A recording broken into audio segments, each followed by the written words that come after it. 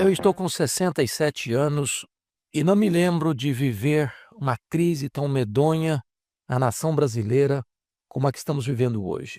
O Brasil vive talvez uma das mais profundas e angustiantes crises da sua história. Vivemos uma crise política, uma crise judicial, uma crise moral. Estamos aflitos de ver uma escalada da injustiça no nosso país. E eu quero tratar deste assunto, uma nação à beira do juízo de Deus, à luz do profeta Miqueias. O profeta Miqueias profetizou nos reinados de Jotão, Macais e Ezequias. Foi contemporâneo de Isaías. Falou tanto para as 10 tribos do norte, no final da sua jornada do cativeiro, como também para a nação de Judá. E ele faz um levantamento da decadência política, econômica, moral e espiritual da sua nação. Esse levantamento do profeta Miqueias reflete e lança luz sobre a crise que o Brasil está vivendo. Então, se você tem uma Bíblia e puder me acompanhar, ficaria muito grato. E eu vou aqui expor a cosmovisão do profeta, a mensagem do profeta. E você vai perceber conexões entre o passado e o presente, entre o que ocorreu em Israel e Judá e o que está acontecendo também no Brasil. Em primeiro lugar, destaco o aparelhamento para o mal. Está no capítulo 2, verso 1 e 2, eu vou ler. Ai daqueles que no seu leito imaginam a iniquidade e maquinam o mal. À luz da alvo praticam, porque o poder está em suas mãos. Se cobiçam campos, os arrebatam, se casas, as tomam. Assim fazem violência a um homem e a sua casa, a uma pessoa e a sua herança. Ele está falando das pessoas que têm o poder nas mãos, que têm a caneta na mão. Ele está falando daqueles que têm o controle político nas mãos, ou dos poderosos que têm o controle econômico nas mãos. Eles maquinam de noite alguma coisa para oprimir, para saquear, para tomar, para oprimir. E quando o dia amanhece, eles tornam o desejo do coração realidade, porque eles têm poder nas mãos. Houve um aparelhamento do Estado para a prática da injustiça, e ninguém pode detê-los, porque o poder está nas mãos deles. Eles controlam, eles fazem, e o povo não tem poder para resistir aos seus feitos. É exatamente isso que está acontecendo aqui. À luz da alva, praticam o que desejam, porque o poder está em suas mãos. Quando o poder se concentra nas mãos de alguns, e eles se tornam tão fortes e tão poderosos, que as leis não conseguem freá-los, que o sistema e o aparato jurídico não conseguem freá-los, é porque a nação está à beira de um abismo e nas barras do juízo divino. A segunda coisa que eu levanto aqui para você olhar comigo é que havia um comércio prostituído e injusto lá no passado em Israel e em Judá. Capítulo 6, versos 10 e 11 diz assim, eu vou ler. Ainda há na casa do ímpio os tesouros da impiedade, e o detestável é faminguado? Poderia eu inocentar balanças falsas e bolsas de peso enganosos? O que é que o profeta está denunciando aqui? Está denunciando um comércio injusto, iníquo, que tira do pobre, do necessitado, das pessoas, o direito delas, da justiça. Ou seja, o ímpio está acumulando em sua casa, em sua conta bancária, em paraísos fiscais, em esquemas de corrupção, o dinheiro que deveria ser entregue com justiça às pessoas. Ou seja, ele enriqueceu ilicitamente. Não é fruto do trabalho a sua riqueza, não é fruto da bênção de Deus a sua riqueza, é fruto do roubo, da corrupção. E ainda mais, o comércio está rendido a esse sistema da injustiça, porque ele diz que existe também o detestável EFA minguado. EFA é uma medida dos produtos da agricultura, ou seja, você vende, por exemplo, 20 quilos e entrega 18, como se estivesse entregando 20. Você vende um produto como se fosse de boa qualidade, mas a qualidade é inferior.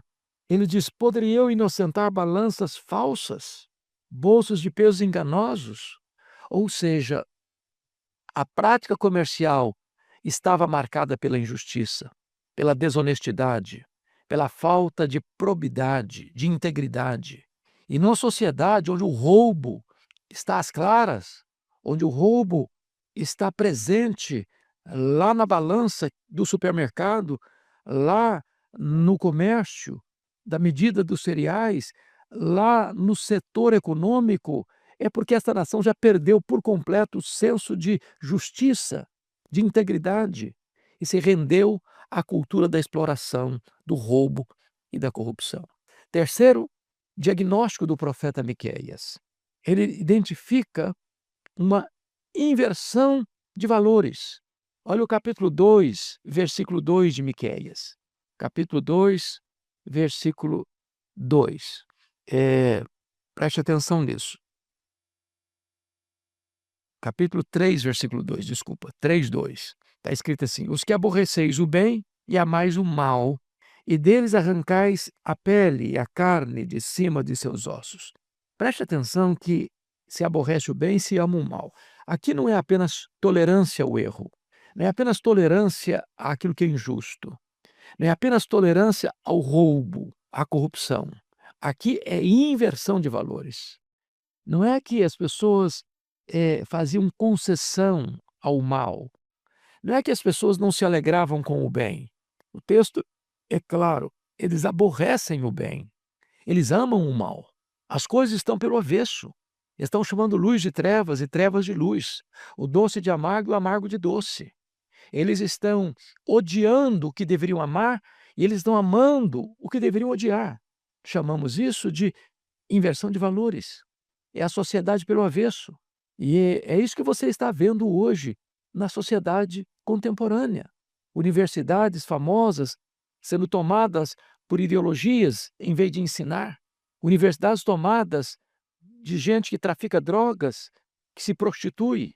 E, de repente, aqueles ambientes que deveriam ser o terreno iluminado do saber vai se corrompendo de tal maneira que os pais já ficam em dúvida se encaminham um filho para uma grande universidade, que em vez de estar primando por valores, defendendo princípios, amando o bem e odiando o mal, a sociedade está hoje, na medida daquele povo do passado, ainda hoje, amando o mal e odiando o bem. Mas ainda, você vai perceber um quarto diagnóstico do profeta Miqueias em Judá e Israel. Ele vai identificar para nós aquilo que de mais triste pode existir, que é o crime organizado, travestido de coisas legais. Olha comigo o capítulo 7, versículo 3 de Miqueias. Ele diz assim: as suas mãos estão sobre o mal e o fazem diligentemente. Veja que o mal é planejado, é arquitetado, é executado diligentemente, cuidadosamente, meticulosamente. E ele prossegue: o príncipe exige condenação. O príncipe é o poder executivo, é o que está com a caneta na mão, é o que tem o comando da nação, seja ele um prefeito, um governador, um presidente. Ou, se você parar para pensar, numa outra estrutura que não política, econômica, é aquele que é o comandante da empresa, é o grande CEO, é o grande presidente, talvez até mesmo o grande donatário. Ele exige condenação. Aqui não é questão de olhar os autos do processo para ver se tem direitos a defender ou se tem crimes a condenar. Não, aquele que está assentado no comando exige condenação. E aí o texto prossegue: o juiz aceita o suborno. Então o juiz está a serviço do sistema opressor, corrupto, e ele está sendo subornado, ele está recebendo vantagens para dar a sentença favorável ao príncipe que exige condenação. E ele prossegue: o grande fala dos maus desejos de sua alma, o grande é o poderoso, é o que tem o poder econômico nas mãos, é o que tem o poder político nas mãos, é o que tem o controle da liderança da nação. E o texto diz: o grande fala dos maus desejos da sua alma, e assim todos juntamente urdem a trama. Então, os poderes, em vez de serem independentes, e os poderes, em vez de cada um exercer sua função para a prática da justiça e o bem do povo, eles juntamente urdem a trama. Então, é o crime organizado, é o aparelhamento para o crime, é uma situação de desconstrução dos valores morais da nação. Veja que Miqueias está tratando de Israel e Judá 700 anos antes de Cristo.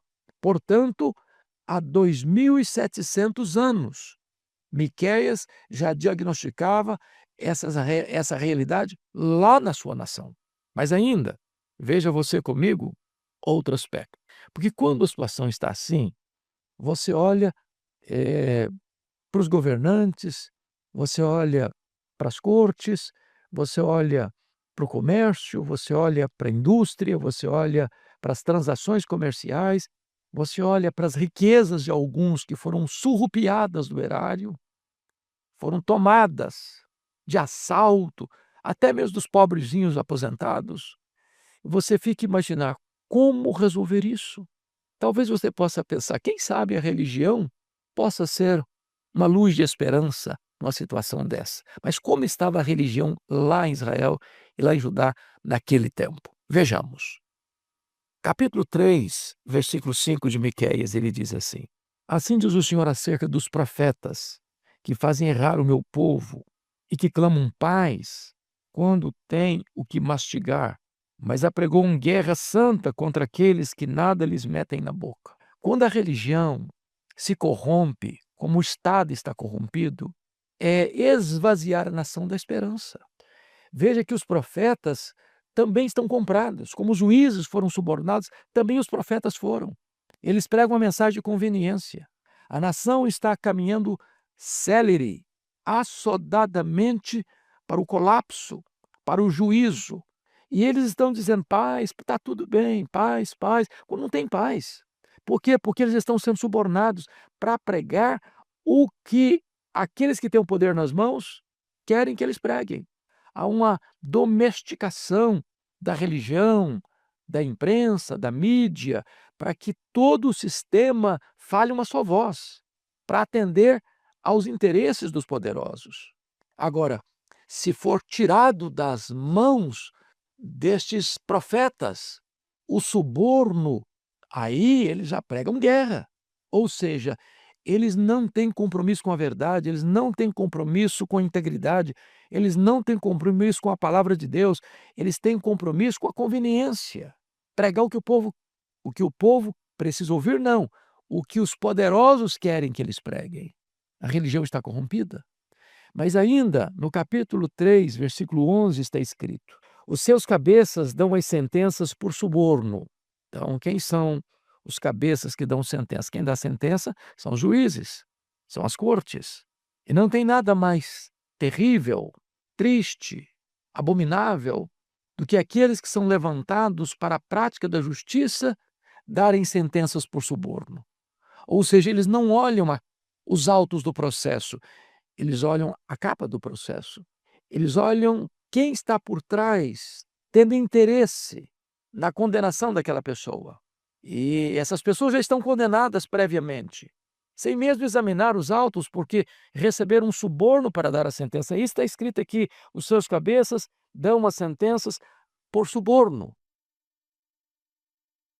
E a igreja, que deve ser a consciência do Estado, a igreja que não pode se dobrar à corrupção do Estado, a igreja que deve alertar o Estado acerca do seu papel diante de Deus, o que acontece? Está escrito: e os seus sacerdotes ensinam por interesse, e os seus profetas adivinham por dinheiro. Ou seja, a religião se mancomunou aos poderosos para fazer vistas grossas às injustiças perpetradas e praticadas. E esses sacerdotes e esses profetas ainda se encostam ao Senhor dizendo: não está o Senhor no meio de nós, nenhum mal nos sobrevirá. Eles acham que estão blindados. Então, há uma cegueira moral, há, há uma inversão de valores, há uma incapacidade de leitura do que é certo, do que é justo, do que é íntegro, do que é moral. E isso em todos os setores da sociedade, inclusive na igreja, na religião. Mas talvez você possa argumentar assim: bom, já que a política está corrompida, já que a justiça está corrompida, já que o comércio está corrompido, já que a religião está corrompida, quem sabe a família seja o grande guardião dos valores e possa ser a lâmpada da esperança para a nação. Mas eu pergunto, como estava a família na época do profeta Miqueias? Vamos ver? Olha aí comigo, por favor, capítulo 7, versículo 6 de Miqueias. Está escrito: porque o filho despreza o pai, a filha se levanta contra a mãe, a nora contra a sogra, e os inimigos do homem são os da sua própria casa. Ou seja, a corrupção que desce lá de cima, da liderança da nação, passa pelas cortes, passa pelo comércio, passa pela indústria, passa pelas transações comerciais, passa pela corrupção dos poderosos a juntarem riquezas iníquas na sua casa, passa pela religião, onde a liderança se corrompe, e passa também pela família. Agora a família está em pé de guerra. Agora é o filho contra o pai contra o filho, a nora contra a sogra contra a nora, e agora os inimigos do homem são os da sua própria casa. Não há paz na família, não há entendimento na família, não há verdade na família, não há justiça na família, a família também colapsa. Bom, mas talvez você ainda pense, bom, quem sabe ainda possa existir alguém que seja uma reserva moral na nação.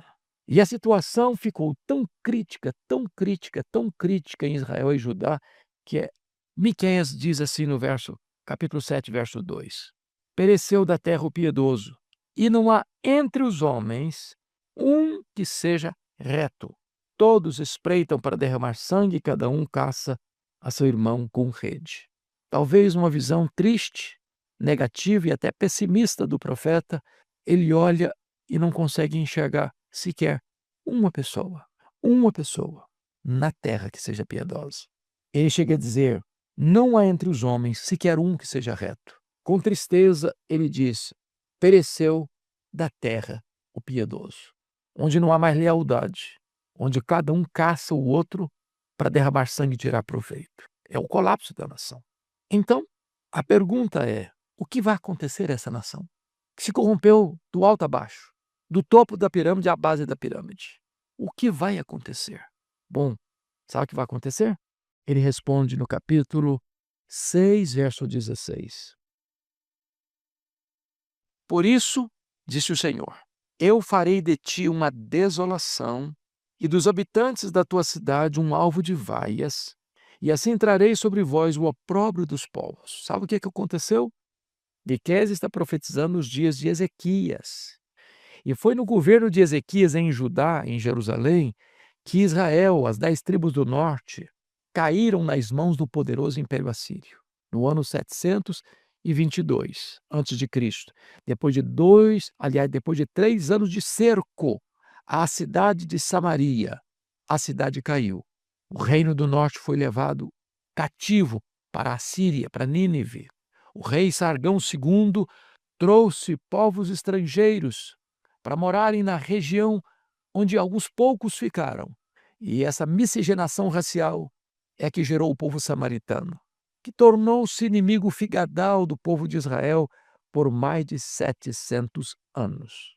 Barreira só rompida no tempo de Cristo, onde o evangelho de Cristo derruba a parede da inimizade e o evangelho alcança a província de Samaria e reata as relações truncadas e estremecidas entre judeus e samaritanos. O mesmo aconteceu com Judá, que também não emendou seus caminhos. Alternava, é bem verdade, entre reis piedosos e reis maus.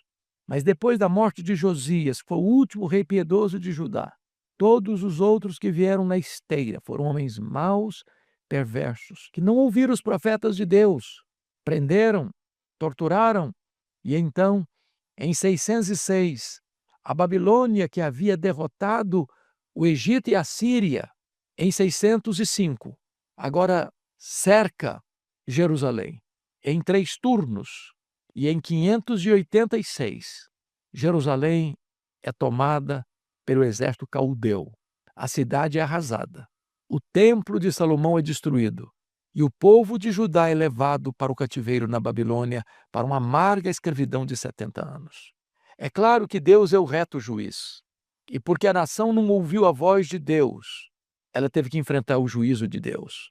Agora, ainda quando Deus disciplina, Deus não deixa de amar, porque há esperança, ainda há esperança, onde há arrependimento. E eu chamo a sua atenção para 3 verdades aqui. O que é que Miqueias fez no caos que se estabeleceu em sua nação? Ele responde no capítulo 7, verso 7, assim: Eu, porém, olharei para o Senhor, esperarei no Deus da minha salvação. O meu Deus me ouvirá. Ele olha para a terra e não vê nenhuma saída. Ele vê a sua nação se corrompendo de alto a baixo. Ele vê a violência campeando nas ruas. Ele vê a injustiça nos governantes e nos juízes. Ele vê os poderosos maquinando o mal no leito e de manhã praticando o mal porque o poder está nas suas mãos. Ele lê os poderes constituídos juntos, tramando, urdindo a trama contra o povo. Ele vê a religião corrompida, a família corrompida. Ele olha e não vê sequer uma pessoa justa, piedosa na terra. Parece que na terra não tem mais solução, na terra não tem mais esperança. E quando ele não encontra nenhuma âncora de esperança na terra, ele olha para cima e diz: Eu, porém, olharei para o Senhor. Esperarei no Deus da minha salvação. Meu Deus me ouvirá. Mas, em segundo lugar, ele olha para o futuro, para a possibilidade de um rei justo, que venha estabelecer o seu reino de justiça. E ele escreve no capítulo 5, verso 2: E tu, Belém Efrata, pequena demais para figurar como grupo de milhares de Judá, de ti me sairá o que há de reinar em Israel, e cujas origens são desde os tempos antigos, desde os dias da eternidade. Ele olha para frente e vê a promessa do Messias. Ele vê a promessa do filho de Davi. Ele vê a promessa de Jesus, aquele que veio para reinar em Israel com justiça. Ele tem suas origens na eternidade. Ele é o próprio Deus eterno, porque a Bíblia diz: no princípio era o Verbo, e o Verbo estava com Deus, e o Verbo era Deus. Quando tudo teve um princípio, ele já existia. Mas ele veio, nascido de mulher, nascido sob a lei, nascendo em Belém da Judéia, a mesma cidade que Davi nasceu, Belém, Betlehem, a casa do pão. Nasce na casa do pão o pão da vida.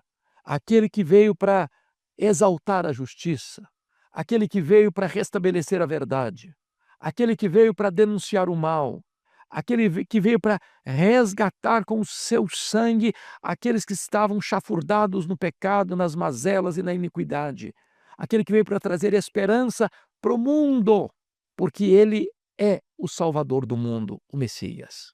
Mas ainda, Miqueias olha para a sua nação tão corrompida, tão devastada, tão castigada, tão afligida pelo chicote dos opressores, para um povo rendido ao pecado, dos ricos aos pobres, dos doutores aos analfabetos, dos líderes religiosos aos não religiosos, uma nação rendida ao pecado e à iniquidade. E ele fala ainda que Deus é misericordioso e perdoador.